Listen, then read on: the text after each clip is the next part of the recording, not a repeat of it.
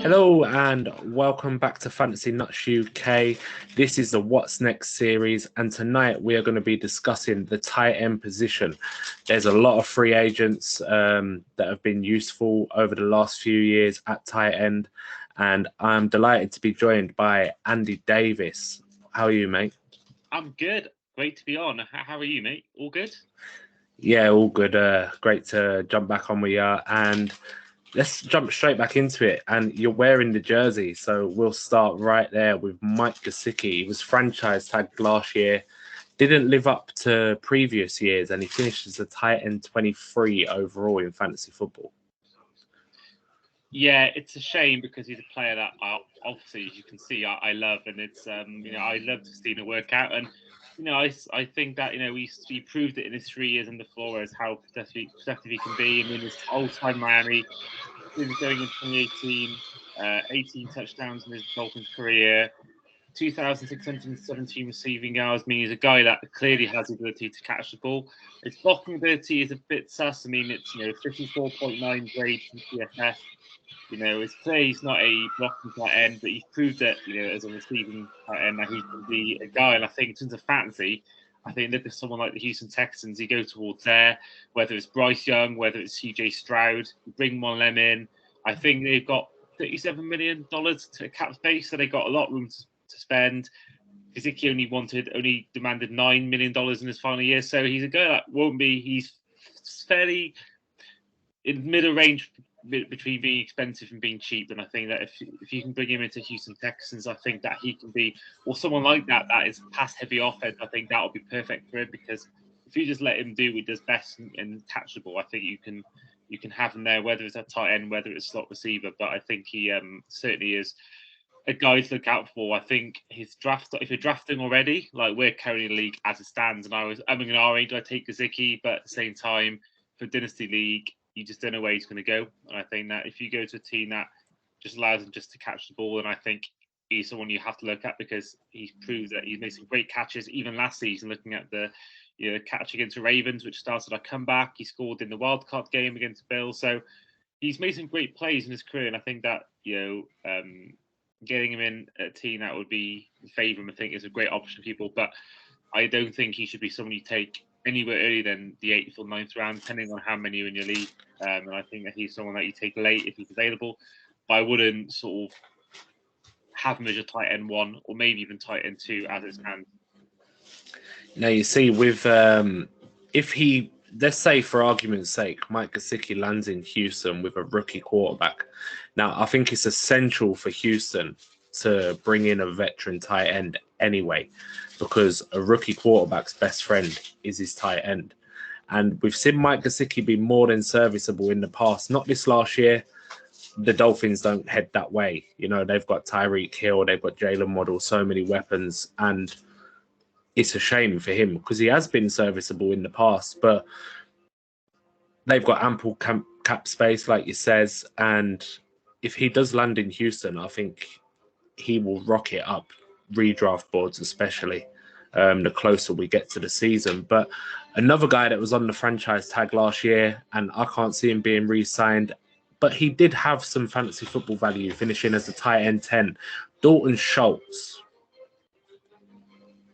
Yeah, for me, this is the best tight end on the out of the 6 players we're talking about. He's the best for me. I think that you look at him, his value. I mean, he's had just over 2,000 yards in his 5 seasons, 17 touchdowns. Had a great season with Dak Prescott. I mean, I think someone like Cincinnati would be a great fit for him, both on the field and in fantasy, because Cincinnati have the 6th best cap space in the league. They're a team that will you assume in this off season want to go hard and really try and build this sort of win now mentality because that contract for Burrow is looming. The contract for Chase is looming, and it's a they're going to want to try and win now, having 2 back-to-back AFC Championship games and making Super Bowl once. So I think they'll want someone like him. Obviously, he's not known for his blocking, only a 51.5 pass blocking grade, but he is the 6th best run block tight end in the league. So you look at a 65.9 grade. You look at he can potentially elevate the likes of Mixon if he plays this year, if he doesn't get suspended, as well as people like P. Ryan. I think that he can really elevate their fantasy worth as well as his own. But I think that into receiving, Joe Burrow is again going to have another weapon to throw to if he goes there. You've got Jamar Chase, Higgins, Boyd. So you have a fourth option there. Would first of all make the Bengals again contenders even more so, but also I think from a fantasy point of view, you're going to get more points from Burrow with another receiver to throw to. But this certainly leads to questions as to whether this devalues the likes of particularly Tyler Boyd, maybe even Higgins, in terms of if they're going to get Schultz and they use him in a passing game like the Cowboys did with Schultz, whether he is the wide receiver 2, theoretically, whether he is the third choice receiver he'll throw to. So I think, if someone like that, I think it's a great move for the team and him. But I think, certainly it might be have an impact on other receivers that aren't Jamar Chase in Cincinnati. Yeah, I think Dallas have used Dalton Schultz to the best of his abilities because he's not ultra efficient, but where he's commanding over 100 targets a season from the tight end position. And you go back to when Amari Cooper was there with CeeDee Lamb as well. He was the clear third option when Gallup was hurt. And even last year when you had CeeDee Lamb and then Noah Brown was in the fray, Michael Gallup was there. And it's how they used him. Similar with Hayden Hurst, he had some boom weeks. We'll get onto him in a bit with Joe Burrow. But Schultz needs to be used in the right way. Otherwise, he could be dust. And I think that's about all there is with it. Look where he lands first. In Dynasty, obviously, it could be all right because it's a few years down the line and whatever else. But closer to the season, it's going to be interesting to see. I also don't think all of those receivers make it back in Cincinnati next year. You mentioned Boyd, Chase, and Higgins. Boyd's a massive cut waiting to happen, I think. But another guy who did perform last year, Evan Engram. Now, he was on a 1-year contract for $9 million last year, and he finished as the tight end 5 in fantasy football. Yeah, for me, he was one of the best tight ends. You mentioned 5th best. He actually had of all these 6 tight ends we're going to talk about, he had the best pass blocking grade.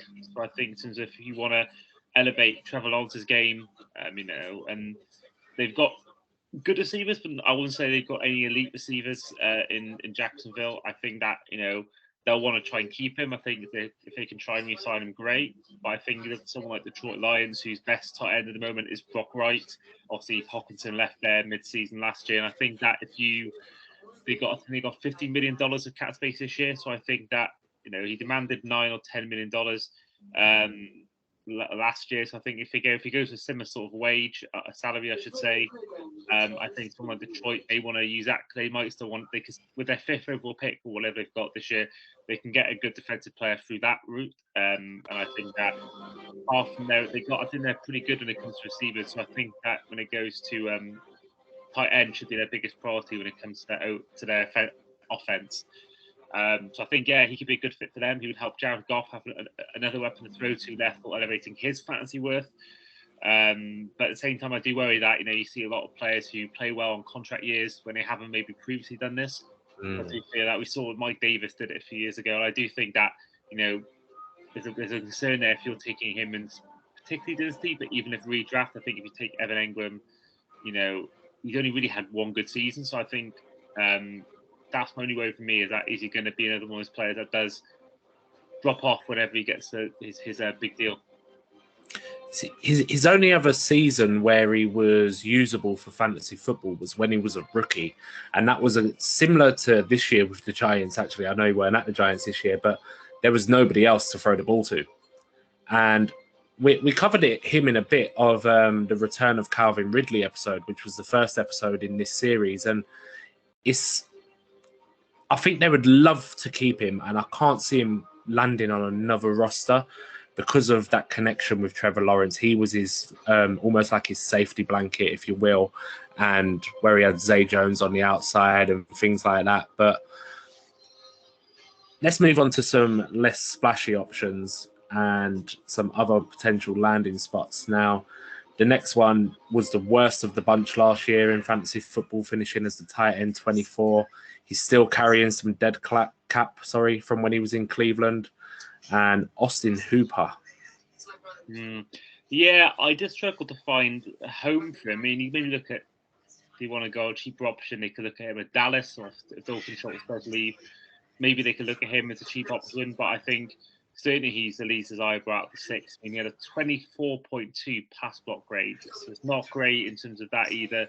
So it's a question of, looking at his worth. I mean, he got 444 yards and 2 touchdowns last year. As you say, 24th best tight end, $6 million. So he's not someone who's cheap or expensive, really. So, yeah, I think it's tough for him. I think he may be a guy that benefits more when if a team trades away a tight end and they need one in. But, you can look to kind of see maybe they could bring him back. But I think maybe Dallas could have a more cheap option. But I think he certainly is someone that certainly I wouldn't touch in fantasy football any redraft unless come 16th round he's still there. But for me, I don't really like his projection coming up for this year. Yeah, he's a funny one. Like you say, he could land back in Tennessee, but they had Okonkwo sort of had a little mini breakout towards the end of last year. He's going to have to take a pay cut wherever he goes because he isn't as talented as the next two guys on our list, and they both played on one-year contracts for a lot less than this.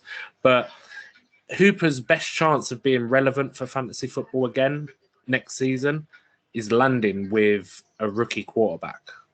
So we got to be looking at teams that are going to be picking someone and putting them in their team on day one.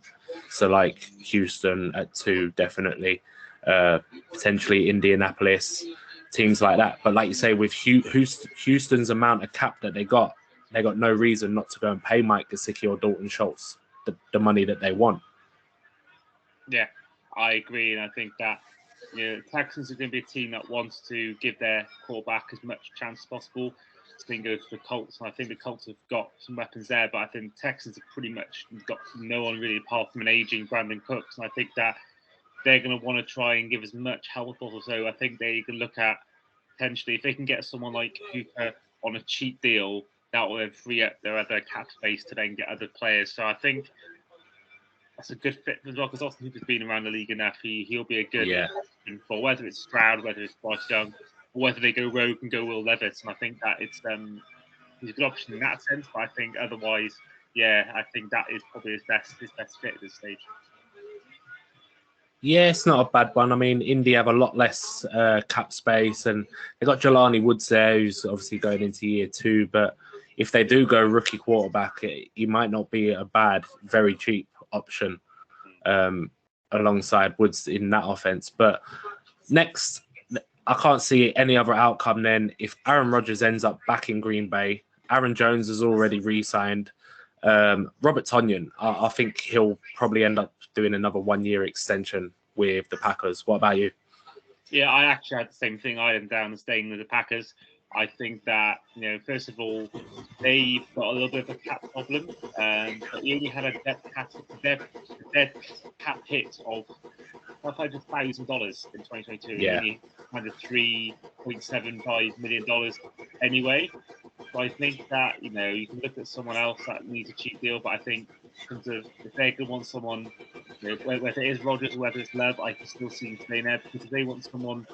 If they want to keep Rodgers, he's got his guy there. He knows that if they go with Love, they're going to want a guy, as you say, a quarterback. It's like a rookie quarterback in a way because he's not really started before, apart from that one game. Yeah. So I think that if you have him there, he knows the system well. He knows the floor system well. The floor knows him. He knows his game. I think if they're going to want to fight end that's deep, I think there's no one better than a guy they already know. So I think for me, Tonyan, I think he stays in Green Bay. Yeah, that's a shout for me too. But last on the list, and there's another team I did want to mention as well that could potentially have a bit of a tight end issue. But next on the list is Hayden Hurst. He's the oldest of this bunch at 29. He will turn 30 this year. He had the smallest contract of this list, $3.5 million 1 year with Cincinnati. Finished as the tight end 21, but and he did miss a couple of games, but there was a small patch in there, and obviously it's hard to get relevant with those 3 other pass catchers that we've outlined previously. But he did have some boom weeks and sort of showed his Atlanta days from a couple of years ago. Yeah, for me, I actually used Hurst in one of my leagues last year. I quite liked him. I mean, 414 yards, 2 touchdowns. I think he's used in a similar way to what the Bengals did with Uzomah the year before. And I think that you look at his salary only having $3.5 million in 2022. You look at both the Jags and the Cowboys having $9 to $10 million tight ends. You can, I think he would really help their cap space if you could bring him in as well, because you're saving about $7 million, $6.5 million of cap space. I think if you can bring him in, someone who has made some big plays in his time in his career, and I think that he's obviously a great story. So I think in terms of fantasy, I think if you put him into the likes of Jacksonville, the likes of Dallas, you're getting him the chance to be receiving the ball from going from Joe Burrow to either Dak Prescott or Trevor Lawrence. So I think if he goes to one of those rather than a rookie quarterback, he does keep his. I think he keeps his trajectory going, and I think that he's gonna, only going to benefit from having these quarterbacks throwing in the ball. And I think that for Jacksonville again, if he goes there, same thing with Engram, he'd be one of the best receiving options for Lawrence. And I think with the Cowboys, you'll see him probably have a similar role to what Schultz had in terms of being one of Dak Prescott's biggest receiving threats. So I think, yeah, in terms of his fantasy work, again, I wouldn't really look at him being traded aside being drafted in your leagues. Maybe I'd say probably the 12th or 13th best tight end to take. Maybe even less than that. Maybe I think he was used 21st last year, so I think yeah. I don't think it's someone you take out. I think again it's someone that you take in that mid tier, if not low tier, and I think that his age obviously is a big thing. So I don't think Dynasty you really would want to touch him, if I'm honest. But yeah, I think certainly he will be there helping. He doesn't strike me as the kind of guy that would sort of demand load. So I think he's a great option for teams that want to save the cap space on a 1 year deal, and I can see him having a 1 year deal. I think if the Jags do move on from Engram, I think we'll see Hurst playing in Duval County next season. Yeah, I don't think that'd be a bad shot if Engram didn't land back there. But the only other team, because we've spoke about Cincinnati, Hurst could re-sign there on a even less contract than he had this year, and they could potentially draft someone towards the end of the first round as well. So like Hurst as sort of like a bit of a mentorship for Cincinnati there on a cheap contract, but because they have got the cap space, haven't they? But and then Houston have got the cap; they can do what they want. Mike Gesicki, Dalton Schultz, that sort of best of the bunch. Detroit, again, they have cap. They need a tight end. They could be after one of these guys. Indianapolis, maybe, depends how much they love Jelani Woods. If it's a rookie quarterback going there, a vet tight end would be a good move. But the other team, the Washington Commanders, now they've got the least cap out of these teams that we spoke about, but they could save another $5 million this year by cutting Logan Thomas, who is 31. He struggled with injuries of late since his big contract, which he earned the big contract because he finished as the overall tight end 3 in 2020. But the reason it piques a bit of an interest for me is they're a new offensive coordinator, Eric Bieniemy, coming in. And we all see what he did with a certain tight end in Kansas City. I know it wouldn't have all been him, of course, because Kelsey's an absolute monster. But it just clicked a little switch in my head there. Yeah, I like that. I mean, one thing I forgot to mention as well, that he actually is from Jacksonville as well. So I think that it's someone that he'd like to go potentially. But I think I do like the Commander shout. I do, because Logan Thomas, you say, is 31. He has struggled with injury, and I think that with Bieniemy there, obviously he's there for the long term, so he's going to want a guy that he can bring in long term. So obviously I don't think there's an answer in that sense. But I think Bieniemy will know. He knows how to use tight ends. You've seen it with Kelsey. So I think it's a good shout. I do. I think it's a good shout. I think that again it goes back to the thing about saving $5 million by cutting Thomas and only paying a guy $2.5 million, such as Hurst. I think they potentially have a good opportunity there to really help their cap room, and I think that they're a team that just was out in the playoffs, so they're not far off being contending again. So I don't mind the Hurst one at all, and I think that my only issue with that is who's throwing in the ball. You look like you mentioned the Jags and the Cowboys, Bengals, these great quarterbacks they've got. At the moment, it looks like it's going to be either Sam Howell, most likely Sam Howell. Yeah. He may be the guy, but he may not. And the Commanders' recent history, he probably isn't. So that's my only concern for him in terms of would he go there first of all? If he's only got 4 years left probably as a starter, maybe he feels 2 years at least. So I think he's going to want to move to somewhere where he can try and win a ring. I don't think he'd want to go there unless really there's no other options for him. It's a shame that we all know what GMs that can do with their cap now. We've seen the Saints escape a massive hole last year and they're going to have to do it again. But if Dalton Schultz or Mike Gesicki are on the table and the Commanders can somehow free up the cap and pay them what they're sort of after, or come to some sort of deal where it's friendly this year and maybe they have to pay up next year, what would it do to their value for fantasy football? Again, I would, so I know who's playing quarterback for the Commanders, I would be a bit concerned because, again, it's a thing of even Taylor Heineke, he's not exactly being consistent all year long fantasy-wise, and I think that if you put him there with an unproven quarterback, albeit he may well be a good quarterback somehow, I do fear for their sort of potential on fantasy. But at the same time, you know, as well Washington, I mean, it's a case where they'd be maybe the second choice to throw to. I think in terms of you look at fantasy worth, not just receiving yards, but also the amount of catches and targets they're going to get. I think if they're one of the main receiving threats, I think that really helps their value because they're going to constantly get the ball. But like Michael Pittman, you know, Michael Pittman is not a guy who's got a massive amount of yards, but he's great on fantasy because he gets constantly targeted because they've got no one else. I think that if people like Mike Gesicki, like Hayden Hurst, like Dalton Schultz, go to a team where they are the second choice person to throw to, or even the first choice person to throw to, I think their value is really good there. And I think that, you know, again, you pick them up late in the draft, I think you've got really a no risk sort of option there when you take them in the draft. Yeah, absolutely. And that is it for We Are At a Tight End. Andy, thank you for joining me. Let everyone know where they can find you and what you're up to. First of all, thank you for having me once again. Pleasure to be on with you once again, Lewis.